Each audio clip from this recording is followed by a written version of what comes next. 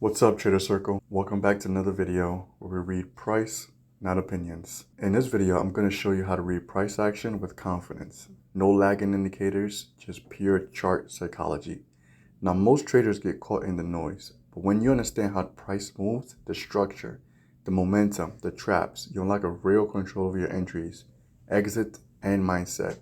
By the end of this video, you'll know how to identify key levels, spot traps and fake outs, and follow the market like a true professional. So if you're tired of guessing and ready to level up with the chart reading skills, hit that like button and let's get straight into it. Follow me. Today's price action, April 22nd on the SPY. Now as market opens, we get a strong push or strong move to the upside. Now I gotta be patient because I do have to see what kind of trend we're in, and clearly we're in the uptrend. So I do draw my channel. Within that channel, we are forming higher lows and higher highs. My price is contained within that channel, and then I draw my key zones to reflect where I would like the market to bounce so I could ride or continue that momentum to the upside. So let's see how this plays out. Get a low, high, lower low. Now what we're looking for, the break of channel for the price to come and test our key zone so we can ride the momentum to the upside. Now this within itself is a two-legged pullback. So I have a lower high, lower low, first entry long. Now here I'm looking for my second entry long, meaning I'm waiting for this low to break. So it needs to come down, break these lows, and I can ride the momentum, right, to the upside. Unfortunately, that did not happen. What we get is a lower high, lower low, first entry long, and then we get this massive candle that pushes up. Now, for those of you that don't know how to read price action, when something like this happens and you get a move to the upside that breaks the previous channel's high, which is known as an apex high. So once something like this happens, two things can happen.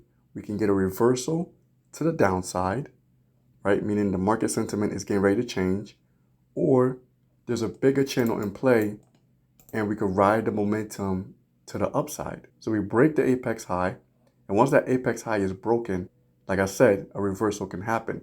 So it wouldn't make any sense to get into this trade because of the uncertainty, right? Now, according to our Williams Alligator, right, if you watched my last video, we have the 8 EMA and the 13 EMA cross right there.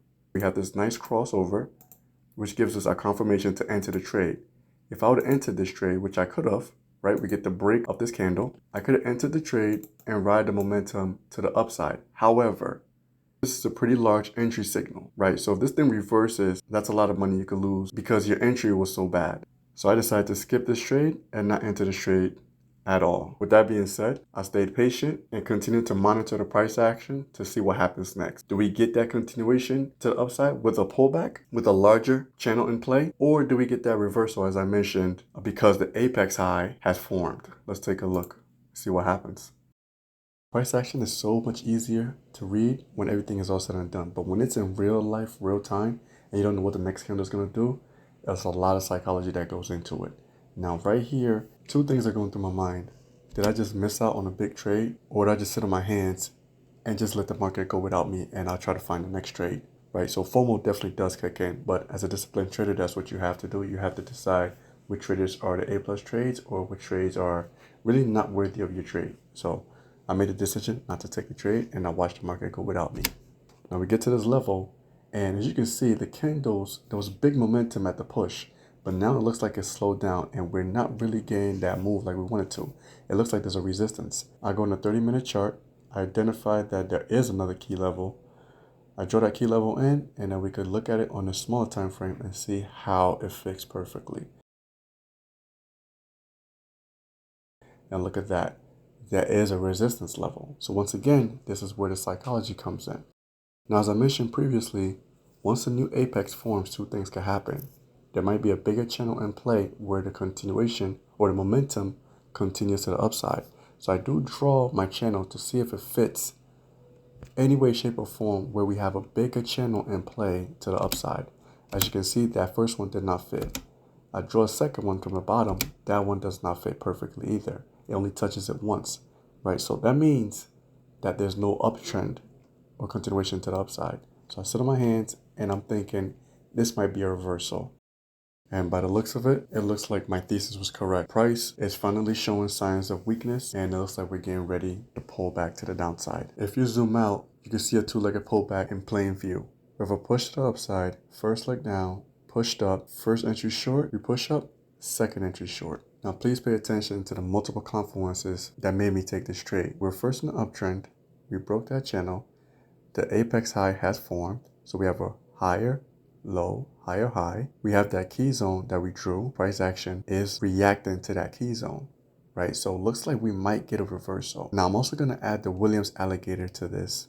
I'm not getting into this trade unless I get confirmation. So I do need that 8 EMA and the 13 EMA to cross. My 8 EMA is the yellow line. My 13 EMA is the green line.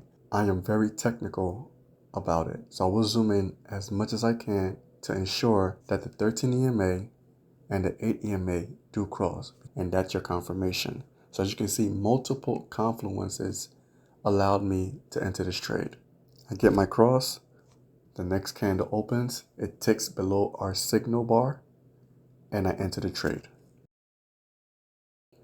We identify our stop. So once we break above that previous candle's high, I have to get out the trade.